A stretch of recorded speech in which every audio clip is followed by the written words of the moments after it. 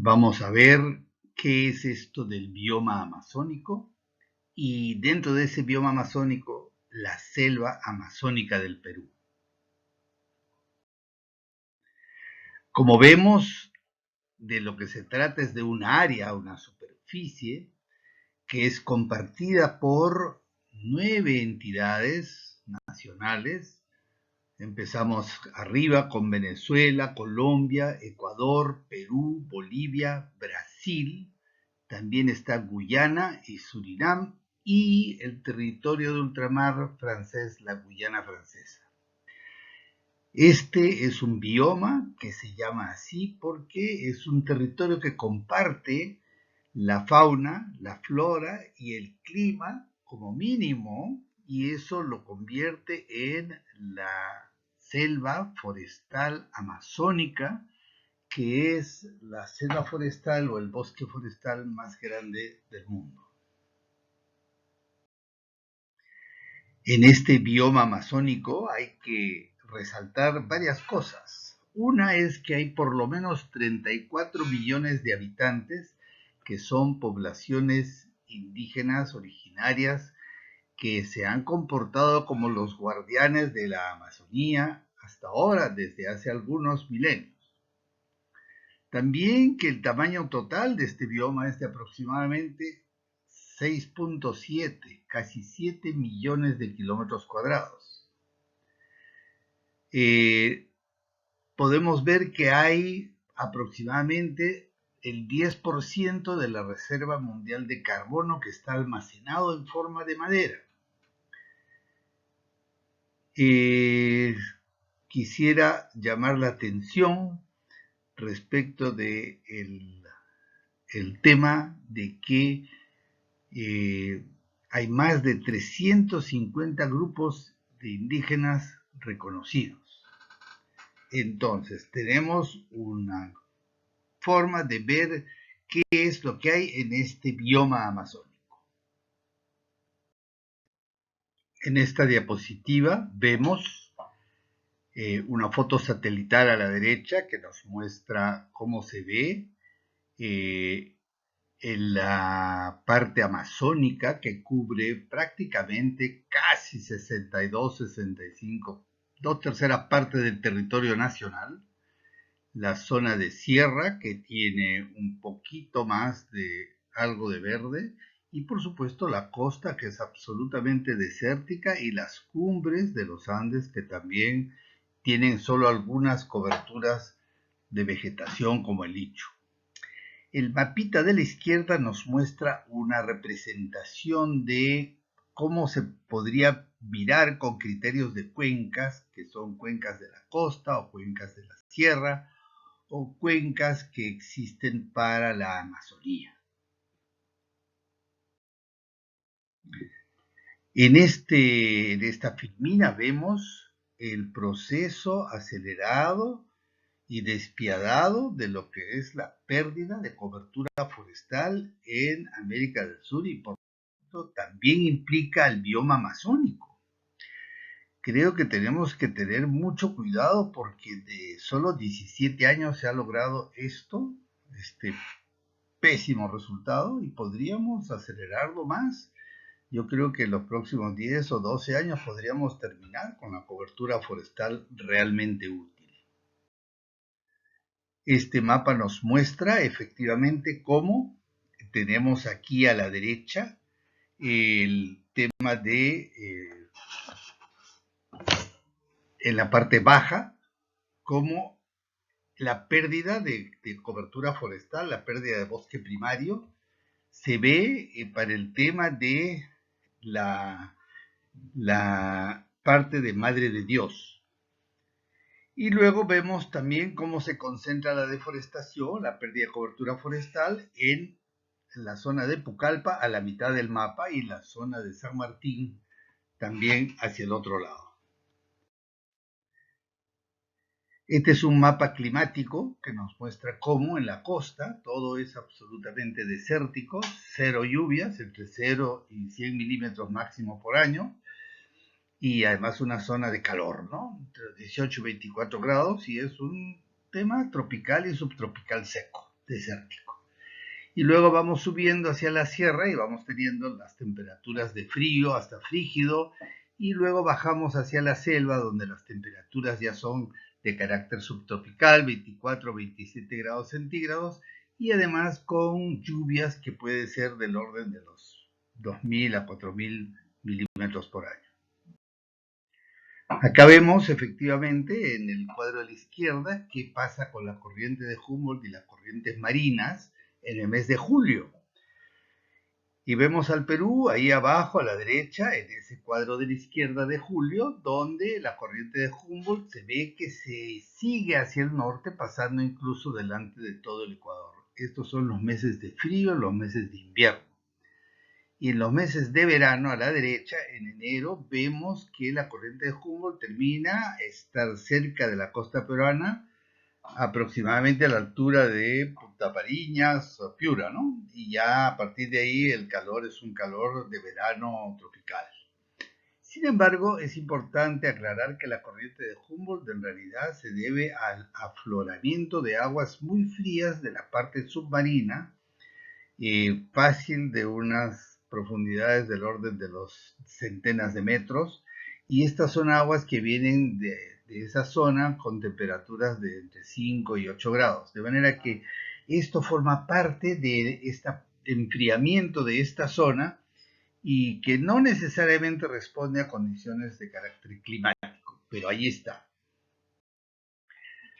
Vemos un corte transversal, efectivamente, de lo que efectivamente es nuestro país, mirándolo de sur a norte, y a la derecha está entonces el llano amazónico y la zona de ceja de selva, donde llega la masa de aire húmedo ecuatorial, y esa masa es la que va a pasar por encima de las cumbres de los Andes y va a generar una condensación que traerá lluvia en forma de lluvia o en forma de granizo o de nieve y hielo. Y lo que baje es como escorrentía hacia la zona de la costa es el agua que irriga algunos de los ríos que tenemos en la costa, con valles que son efectivamente intermitentes en su calidad y cantidad de agua. Esto es extraído de un estudio realizado por expertos del Instituto de Meteorología de Suiza y conjuntamente con los expertos en glaciología del ANA y del Ministerio del Ambiente y del CENAMI. Este estudio nos muestra que efectivamente ellos, para poder predecir cuándo y cuántos van a sobrevivir nuestros glaciares, necesitan saber cuándo y cuánto lloverá y los temas que tienen que ver con temperaturas, etc. Y lo que han descubierto hasta ahora es que en los Andes del Perú el mayor porcentaje de la humedad para la precipitación es transportada por los vientos del este, desde el Océano Atlántico y la región amazónica hacia las cordilleras. Es decir, ellos confirman el hecho de que hemos ya anunciado en otras conferencias anteriores que la selva es nuestra máquina principal productora de lluvias del Perú. Ellos hablan del conjunto de los modelos para tratar de predecir efectivamente qué va a pasar y ven que adicionalmente a eso hay una indicación de que hay una posible disminución futura de la precipitación en 19 a 33% durante la estación húmeda, que son los meses de diciembre, enero y febrero. Creo que eso es un dato muy importante. Quiere decir que el tema de cambio climático global nos va a afectar también en una reducción de precipitación en las zonas de la selva. Pero eso no tiene nada que ver, o sí, con una reducción en la precipitación si es que nosotros no hacemos nada por detener la destrucción de los mecanismos de producción de humedad en la selva. Aquí un esquema que nos muestra el afloramiento y por lo tanto la corriente fría, y dice mar frío, corriente peruana, leyendo de abajo hacia arriba, y tenemos efectivamente cómo aparece el mar cálido ya a la altura más o menos del Ecuador, que es el que produce el clima tropical con lluvia permanente, lluvia fuerte, ¿no? Es solamente para terminar de entender y fijar estos conceptos respecto de dónde viene el agua de lluvia o el agua de escorrentía o el agua dulce que tenemos en todo el país. Vamos a mirar ahora el tema de la deforestación. Y esta, pues, ya hemos mencionado antes también, se lleva a cabo principalmente como efecto de la construcción de carreteras o de otras infraestructuras, la tala ilegal, actividades extractivas como hidrocarburos, gas y minería, o los megamonocultivos, o el narcotráfico, o finalmente la migración masiva desordenada hacia los territorios amazónicos. Lo primero es fijar algunos conceptos. Deforestación en el Perú. A ver, en un partido de fútbol que dura 90 minutos, que todos sabemos cuánto es esa cantidad de tiempo, se deforesta un área de Amazonía equivalente a 43 canchas deportivas y también sabemos lo que es una cancha deportiva, es más o menos equivalente a 1 hectárea, un poco menos. De manera que esto es de lunes a domingo y todas las semanas del mundo, del 1 de enero al 31 de diciembre. Esto nos da como final resultado que hay una deforestación del orden de los 150 o 160 mil hectáreas por año, pero que si lo vamos a valorar en términos de pérdida de cobertura forestal, entonces puede ser un poco más del orden de los 200 o 250 mil hectáreas equivalentes de selva forestal. Aquí algunos ejemplos de lo que nos muestra la revisión de la documentación. Y a la derecha un árbol de chihuahuaco que está empezando a ser considerado como una especie en extinción porque es muy buscado por su madera, pero además es un chihuahuaco centenario. Estos árboles pueden tener 150, 200 y hasta 300 años. De manera que nos viene dando un servicio ecosistémico de generación de agua, lluvia, biodiversidad desde hace muchos milenios y nosotros estamos a punto de desaparecerlo para hacer parques seguramente.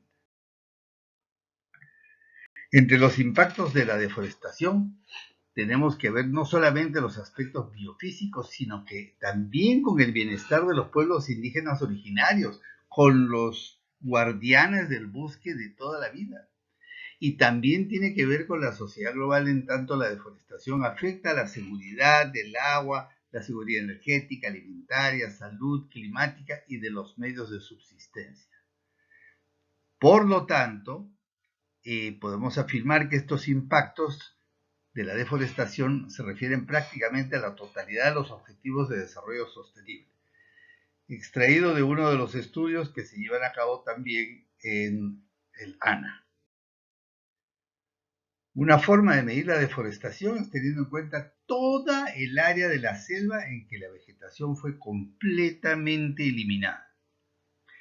Eso es lo que se llama pérdida de cobertura forestal, que ya lo mencioné.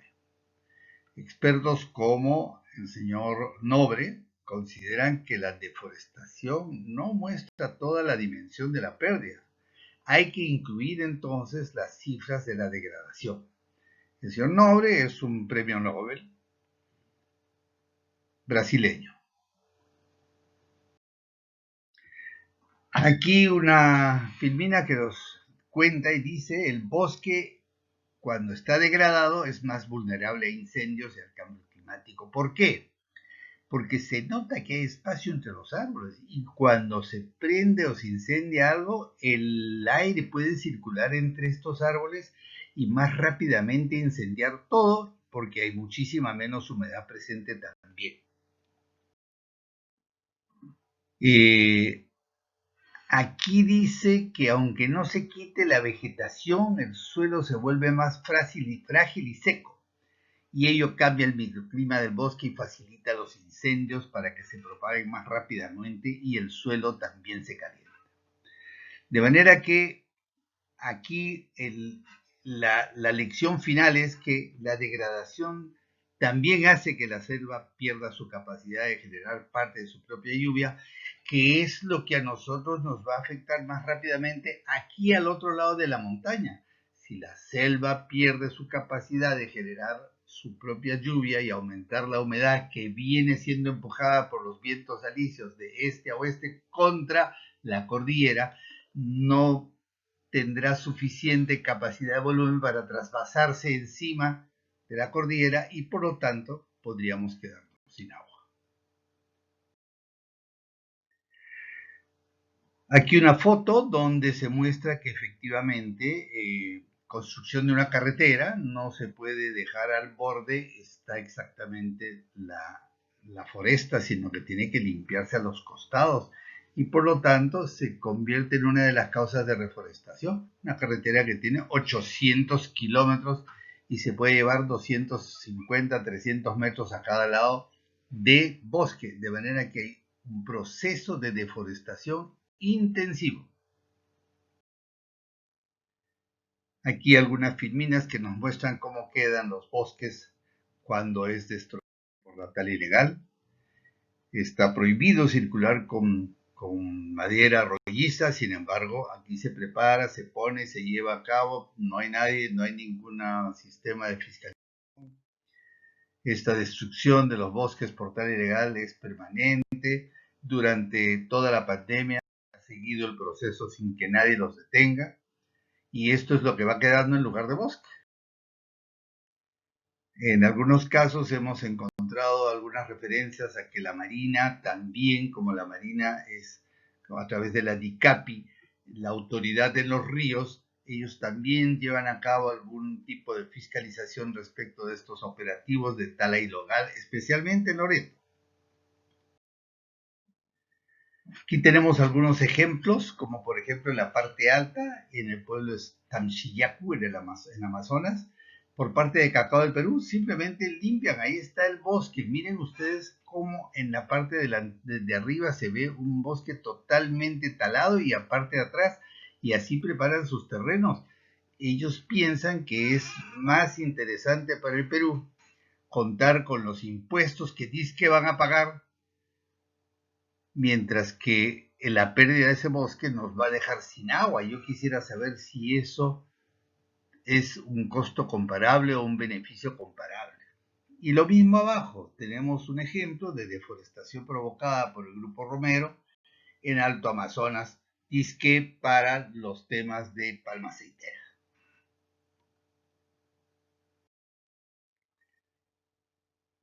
Este es un ejemplo de cómo se va haciendo carne del problema del Amazonas y comparado con el tema en África o en Asia, donde están empezando a aparecer sistemas exactamente iguales de depredación brutal de las zonas, de los bosques, y esto está empezando a generar serios problemas con el agua en la atmósfera, y la degradación de los sistemas está afectando el clima a nivel global, con consecuencia con el aumento de temperatura y desertificación de muchos otros territorios. Aquí vemos cómo el poder económico disfrazado de palma aceitera está acabando con la Amazonía. Esta filmina nos muestra las infraestructuras montadas por Cacao del Perú, también con la misma excusa que cuando las empresas privadas hacen billete y dinero, generan empleo, y ese ya es un gran beneficio para el Perú, pero además se supone que el dinero que se va a ganar, la rentabilidad que van a ofrecer, va a pagar unos impuestos y que eso va a ser más beneficioso para todos los peruanos. Aquí los sembríos de palma aceitera. Otro tema es el tema de las industrias extractivas. El petróleo del Perú, que salió de la zona del lote número 8, ha producido muchísimo petróleo, sí, pero ha producido muchísima contaminación. Para empezar, la deforestación brutal de 800 kilómetros por más o menos 400 o 500 metros de ancho. Y adicionalmente a eso, una contaminación por derrames de petróleo durante el oleoducto o en las diferentes zonas del bombeo. De manera que esta industria extractiva ha sido tremendamente contaminante y defectuosa para la gente de la selva. Y por supuesto para el Perú, porque nosotros nos perdemos esta capacidad de garantizar la producción de agua a nivel nacional. Aquí vemos los desastres cuando hay estos derrames de petróleo o cuando en la explotación no hay fiscalización. Este petróleo es muy pesado y hay que volverlo líquido inyectándole agua muy caliente, y cuando esta agua muy caliente sale hay que reinyectarla, pero si no la reinyectamos por razones económicas va quedando ahí como lo vemos. También tenemos algunas actividades de fiscalización, de interdicción de la siembra de coca. Estas son las plantaciones que se van detectando a medida que uno va mirando qué pasa en el bosque, y estas son las cosas que se encuentran, y son campos que han sido limpiados para cosechar efectivamente plantas para el narcotráfico. Otro tema interesante es esta promesa del desarrollo y progreso con más y mejor infraestructura. Caso concreto, la... Miren, esta es una foto del año satelital, del año 1975, donde vemos una serie de líneas rojas. Esas líneas rojas no son sino las plataformas de lo que había de carreteras de tierra que iban desde el Cusco hacia Puerto Maldonado y hacia la frontera con Brasil y Bolivia. Vamos a mirar la siguiente foto.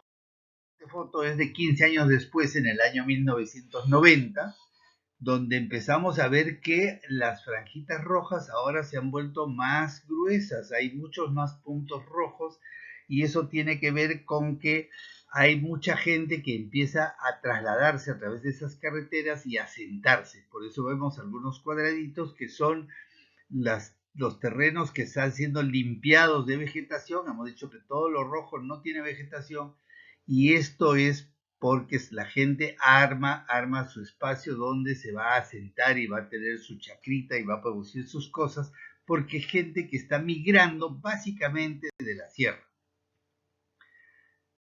La siguiente foto es de otros 15 años más adelante y estamos en el 2005, y miren, en realidad las manchitas rojas parece que estuvieran haciendo metástasis, porque ya lo vemos que estas franjas rojas empiezan a caminar a lo largo de la carretera que va entre Cusco y Puerto Maldonado. Estamos en el año 2005, todavía no existen muchas cosas sino esto, y miren cómo en toda esta zona efectivamente ya se ha ido asentando la gente y está invadiendo las zonas de los áreas cercanas a las reservas Manú, Bajo Ajazonene, Tambopata, ¿no es cierto? Entonces, y vamos a ver a esto que se le añadió. Se le añadió el trazo y la construcción de la carretera transoceánica que va a ir efectivamente de un lado al otro. Esta carretera viene y va a pasar exactamente por aquí encima, y entonces toda la justificación es que va a haber ahora sí una circulación de la economía moderna, de importación, exportación, etc.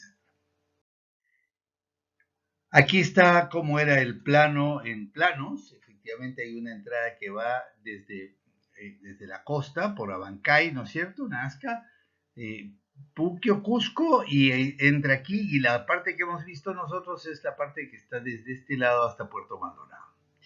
Y también hay otras dos entradas a esta carretera que va hacia Brasil, una que viene por aquí por Puno, le llaman la binacional, y otra que va por Arequipa directamente hasta la zona de Puno, y entran por ahí por Pucará, y de frente se entra hasta la zona de el puente Otorongo, y de allí siguen camino hasta Puerto Maldonado. En la Amazonía Sur, desde el punto de vista de la Amazonía, podemos ver aquí, están apareciendo efectivamente, fíjense, cómo, qué cosa había originalmente. Después vimos la pérdida pleno 1990, la pérdida en amarillo del 2001 y la pérdida del año del 2011 al 2017. Y vemos pues que es una deforestación enorme, también depredadora, básicamente que a este tema, la pequeña minería artesanal ilegal del oro aluvial, y que es criminal con los bosques. Esto es una operación, este es un campamento donde se está preparando para operar y para poner en funcionamiento la extracción del oro aluvial del fondo de los cauces de los amazónicos. Aquí vemos un campamento ya prácticamente en plena operación, construcción, este campamento, y aquí está en operación. Entonces, esta operación, si ustedes ven abajo a la izquierda, junto a un tubo, hay una cabeza de un señor. Ese señor tiene su chamba, es estar ahí 10 horas por día, asegurándose que el fondo de ese tubo está absorbiendo lo más profundo de las arenas. Esas arenas son succionadas por ese motor y luego se va a echar en una de estas alfombrillas para tratar de detener. Entonces es una forma física de lograr que el oro se vaya concentrando y separando de las arenas. Aquí lo vemos, es exactamente el mismo tema. También tenemos que decir que hay otros temas asociados con esta movilización de gente que va a trabajar de esta forma, porque también hay lo que se llama la trata sexual y además la destrucción del bosque amazónico, que es inaceptable, como una huella que deja la minería. Miren en las exageradas intervenciones de esta minería ilegal. En la parte alta se ve digamos, la cota donde está el terreno original. Y aquí hay por lo menos unos 8 o 10 metros de diferencia de profundidad donde están trabajando y tienen las mangueras para seguir succionando los fondos de estos ríos. El desastre es absolutamente innegable. Aquí es imposible que la selva se regenere sola porque incluso el subsuelo ha sido removido. Entonces, aquí habría que empezar por recuperar suelo para eventualmente después regresar con algunas especies de la localidad. Mape del oro se da no solo en Perú, aquí hay una foto que hemos encontrado del caso de la Amazonía de Colombia y es exactamente lo mismo, ¿sí? O sea, esto es una nivelación de costumbres a nivel de de todo el bioma amazónico. Aquí un mapa hecho sobre una foto satelital donde se ve efectivamente aquí algunos de los ríos y se ve adicionalmente la zona de Huepetue. Huepetue es una zona que tiene 30 o 40 años de explotación minera, es una cicatriz que se ve desde una distancia prácticamente de Marte, es la constitución de un desierto en medio de la selva húmeda, tropical, baja, prístina, amazónica. Y luego aquí hay una zona que se ha dicho que esta cosa de acá es algo así como el corredor minero, cosa que a mí me parece realmente inaceptable porque cómo puede haber un corredor minero en una zona de la selva baja. Aquí tenemos una deforestación nueva que ha terminado de caminar muy rápidamente en los últimos años, que se llama Guacamayo. Fíjense, es la zona de una quebrada que baja hacia aquí. Aquí en el punto rojo es la carretera transoceánica. En la parte de la derecha, si vamos de izquierda a derecha, en la parte de abajo, está la zona de la Pampa. En la zona de la Pampa se ven todas estas deforestaciones que van caminando y esto es solamente hasta el año 2011. Aquí tenemos la carretera, la infraestructura, la que iba a traer efectivamente todo el desarrollo. Y lo que nos ha traído es este problema. Es que ahora tenemos que a orillas de la carretera, ¿no es cierto? Hay la agricultura de roza y quema y también que consume progresivamente la capacidad y provisión de la selva para otras cosas. el tráfico de combustible, que lo vemos arriba, ahí están los camiones, etcétera, que sostiene a la minería ilegal en Madre de Dios. Y a la derecha, los barcitos, etcétera. Esta es una foto de un proceso de rescate de 32 mujeres víctimas de la trata de personas en Madre de Dios, pero en Madre de Dios en La Pampa. Aquí otra vez vemos que aquí pueden haber ferreterías, restaurantes, bares y alojamientos en La Pampa. Y vemos a la izquierda hay un carrito de 3 ruedas que tiene cilindros de combustible que va a llevar a esas bombas que vimos que están metidas en medio del monte para las bombas que hacen la succión de las arenas. Y abajo un operativo de rescate de víctimas de trata sexual, etcétera, cosa que ni siquiera existía en aquellos tiempos. Pero ahora esto es lo que ha traído la carretera. Este es, digamos, el desarrollo.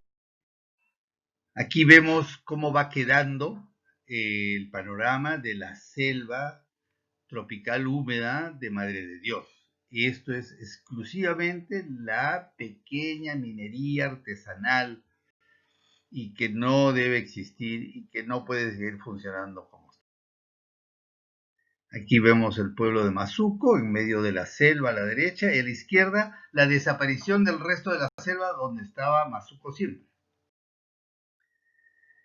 En esta filmina vemos cómo aparecen las zonas bien delimitadas, la Reserva Nacional Tambopata, en la parte donde termina lo verde es la zona de amortiguamiento de la Reserva Nacional y la parte de arriba, el lindero, es la carretera transoceánica. Y si ven de la carretera transoceánica hacia abajo empiezan las zonas de deforestación porque ahí se estaciona la gente y empieza a hacer sus trabajos hacia abajo. En la siguiente vemos la zona de amortiguamiento que ha sido achurada en amarillo y luego en rojo vemos las zonas de áreas deforestadas.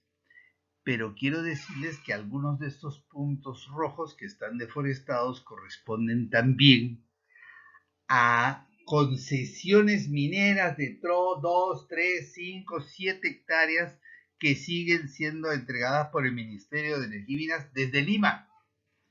Con lo cual tenemos un problema bien complicado. Aquí otra foto más de cómo va quedando la selva al paso de esta plaga de la minería ilegal. Yo diría que esta zona que vemos aquí abajo, vemos el pueblo de Mazuco, arriba a la izquierda, la carretera transoceánica y efectivamente donde está el absoluto destrozo de lo que era selva virgen, selva primaria, y hoy día ha sido absolutamente borrada del mapa.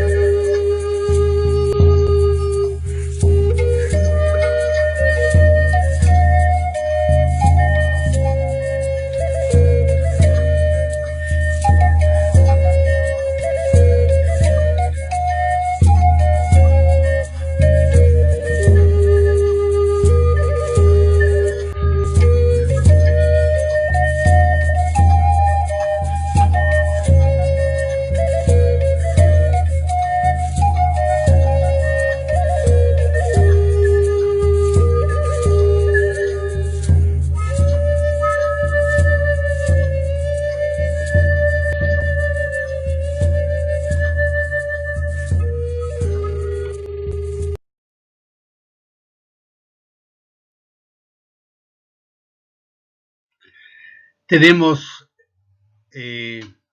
solo un comentario adicional final, y es que ya en Madre de Dios, en el año 2011, había más de 823,000 hectáreas concesionadas. Y creo que hasta la fecha no ha dejado de operar este mecanismo de entregar pequeñas concesiones para este tipo de minería. Yo les agradezco mucho por su atención y nos veremos en la próxima presentación. Gracias.